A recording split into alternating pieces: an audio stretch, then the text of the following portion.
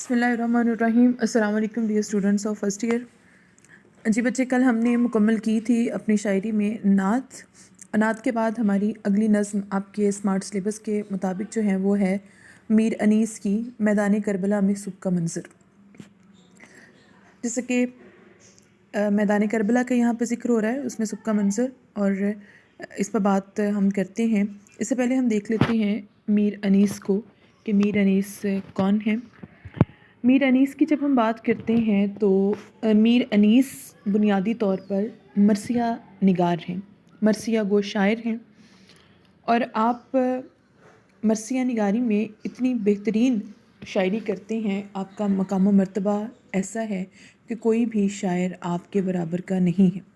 آپ کا اصل نام ببر علی اور انیس آپ تخلص کرتے تھے۔ ان کی شاعری میں ہمیں فصاحت و بلاغت دکھائی دیتی ہے، منظر نگاری، جذبات نگاری، واقعہ نگاری، سیرت نگاری اور اعلیٰ شعری محاسن آپ کی شاعری کا حسن ہے۔ سوز و گداز اور رقت آمیز لہجے میں آپ جو ہیں وہ مرثیے میں جان ڈال دیتے ہیں۔ جیسا کہ میں نے میر انیس کے حوالے سے آپ لوگوں سے ذکر کیا کہ آپ مرثیہ نگار ہیں یا مرثیہ گو شاعر ہیں، تو یہاں پر ہم دیکھیں گے کہ مرثیہ کیا ہے۔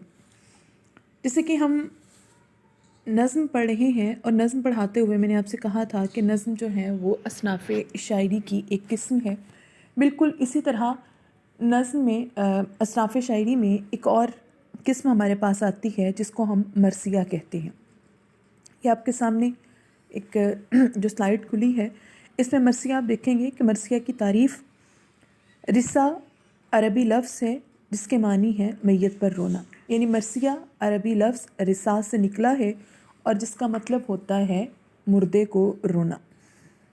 اب رثہ سے مرثیہ نکلا تو مرثیے سے مراد یہاں پر کہ ایسی نظم جس میں ہم کسی جانے والے کی خوبیاں اور اس کی جو ہیں وہ اچھائیوں کو یاد کرتے ہیں اور اس کو جو ہیں وہ اس کے بارے میں گفتگو کرتے ہیں۔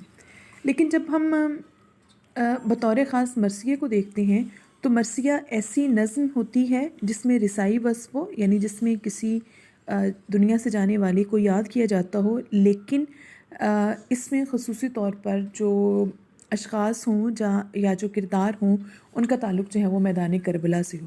گویا مرثیے کی جو قسم ہے اس کا تعلق براہ راست ملتا ہے میدان کربلا میں، یعنی شہادت حسین، اہل بیت کی شہادت کے حوالے سے۔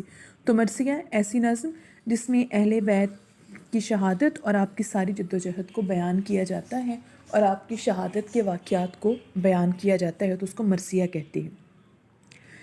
ٹھیک ہے جی۔ مزید اس کی وضاحت میں آپ کو نظر آ رہا ہے کہ مرثیے میں اگر کسی خاص شخص یا اشخاص کا ذکر ہو اور وہ واقعات کربلا یا آل محمد سے متعلق نہ ہو تو اسے تعزیتی نظم کہیں گے۔ بنیادی طور پر آپ نے اپنی نظم کا عنوان بھی دیکھا کہ میدان کربلا میں صبح کا منظر، تو مرثیہ لکھا جاتا ہے اہل بیت کی شہادت کے حوالے سے، حضرت امام حسین کی شہادت کے حوالے سے۔ ہم سب جانتے ہیں کہ کربلا کا واقعہ یزید کے دور میں 61 ہجری میں پیش آتا ہے، اور بڑا یہ اندوہناک ہولناک واقعہ کہ جہاں پر حضرت امام حسین کو آپ کے ساتھیوں سمیت میدان کربلا میں شہید کر دیا گیا۔ تاریخ کا ایک بہت بڑا واقعہ جس پر جتنا بھی افسوس کیا جائے ایک کم ہے۔ ہمارے شعراء کرام نے اہل بیت کو خراج تحسین پیش کرنے کے لیے نظم میں مرثیے کی روایت کا آغاز کیا اور اہل بیت کی شہادت اور ان کے واقعات کو ان نظموں کے اندر بیان کیا گیا۔ مرثیے کے 8 اجزاء ہوتے ہیں۔ ان میں سب سے پہلے چہرہ، سراپا، رخصت، آمد، رجز، رزم، شہادت اور بیان کرنا۔ یعنی چہرہ جو ہے وہ مرثیے کی ابتدائی طور پر جو گفتگو ہوتی ہے مرثیے کے اندر۔ سراپا یعنی یہاں پر اہل بیت کے لوگوں کا جو ہے وہ سراپا، ان کی شکل و صورت بیان کی جاتی ہے۔ یہ انفرادی طور پر بھی ہو سکتا ہے اور اجتماعی طور پر بھی۔ پھر رخصت کہ کیسے اہل بیت جو ہیں وہ مکہ مدینہ سے جو ہیں وہ رخصت ہوتے ہیں کوفہ کی جانب۔ پھر جو ہے وہ آمد کہ کوفہ میں ان کی کیسے آمد ہوتی ہے، میدان کربلا میں وہ کیسے ان کی جو ہیں وہ پہنچ ہو گئی۔ پھر اس کے بعد رجز کہتے ہیں جنگی اشعار کو، جب جنگ میں دو جو تھے وہ فوجیں آمنا سامنا کرتی ہیں تو رجز یعنی جنگی اشعار پڑھے جاتے ہیں، اور ان اشعار کا مقصد ہوتا ہے کہ لوگوں کے دلوں میں جو ہے وہ جوش پیدا کرنا، تاکہ وہ زیادہ جوش اور جذبے کے ساتھ اپنے مخالف کے ساتھ جنگ لڑیں۔ اس کے بعد جو ہے وہ رسم یعنی جنگ کا باقاعدہ آغاز ہونا۔ میدان کربلا میں ہم جانتے ہیں کہ جب جنگ ہوتی ہے، انفرادی جنگ کے بعد اجتماعی طور پر جنگ ہوتی ہے، تو اگلا جو ہمارا حصہ ہے ساتواں وہ شہادت ہے، کہ اس میں اہل بیت اور حضرت امام حسین کی شہادت ہوتی ہے، اور اس کے بعد جو ہے وہ بین یعنی رونا دھونا، اظہار افسوس کرنا، اپنے پیاروں کے جانے کا دکھ کرنا۔ تو یہ 8 اجزاء پر مشتمل ہماری جو نظم مرثیہ ہوتی ہے وہ مشتمل ہوتی ہے۔ ہمارے پاس نصاب میں جو شامل ہے وہ چہرہ ہے۔ ابتدائی چیزیں ہیں کہ طویل نظم ہوتی ہے، اور یہ جو میدان کربلا میں صبح کا منظر ہے یہ مرثیہ تقریباً 194 بند پر مشتمل ہوئے ہے۔ آپ کے سامنے جو ہیں یہ بند آ رہے ہیں۔ بند ایک حصہ یعنی ایک آپ کے پاس جو ہے وہ ایک ایسا حصہ کہ جس کے اندر آپ کے پاس 3 اشعار شامل ہیں۔ 3 اشعار یعنی 6 مصرے۔ آپ جانتے ہیں کہ ہر شعر 2 مصروں پر مشتمل ہوتا ہے، تو بند کا مطلب ہوتا ہے کہ ایسا ایک حصہ نظم کے اندر اس کو کچھ حصوں میں ڈیوائیڈ کیا جاتا ہے، تقسیم کیا جاتا ہے، جس کو ہم بند کہتے ہیں۔ ہر بند 3 اشعار پر مشتمل ہے، یعنی 6 مصروں پر مشتمل ہے۔ یہ شکل ہے آپ کے پاس نظم کی حیت جو ہے۔ نظم کی یہ جو حیت ہے اس کو ہم کہتے ہیں مسدس، ٹھیک ہے جی، میم سین دال سین، مسدس۔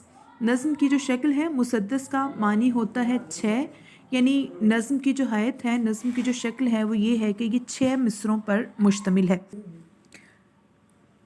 ٹھیک ہے، دوبارہ میں آپ لوگوں کے لیے دہرا دوں، مسدس ہوتی ہے 6 مصروں پر مشتمل ایک نظم۔ تو یہاں پر آپ دیکھ رہے ہیں کہ یہ مسدس کی شکل میں یہ پوری نظم آپ کے پاس موجود ہے۔ 5 بند ہیں اس میں، جیسا کہ میں نے آپ کو پہلے بتایا کہ یہ نظم جو ہے وہ 194 بند کے اوپر مشتمل ہے، اور ہر بند جو ہے وہ مسدس ہی کی شکل میں ہے۔ مسدس ذہن میں رکھیں کہ نظم کی حیت آپ سے پوچھی جائے تو ہم اس کی حیت کہیں گے کہ نظم کی جو حیت ہے وہ مسدس ہے، یعنی یہ بند پر مشتمل ہے، اور ہر بند جو ہے وہ 6 مصروں یا 3 اشعار کے اوپر مشتمل ہے۔ تو میدان کربلا میں صبح کا منظر جو ہے وہ ہماری مسدس ہے، ایک حیت اس کی مسدس میں ہے۔ اب ہم جو ہیں وہ ابھی یہ ابتدائی چیزیں جو میں نے آپ کو دی ہیں آج کے لیکچر میں، آپ جو ہیں وہ انہی چیزوں کو دیکھیں گے۔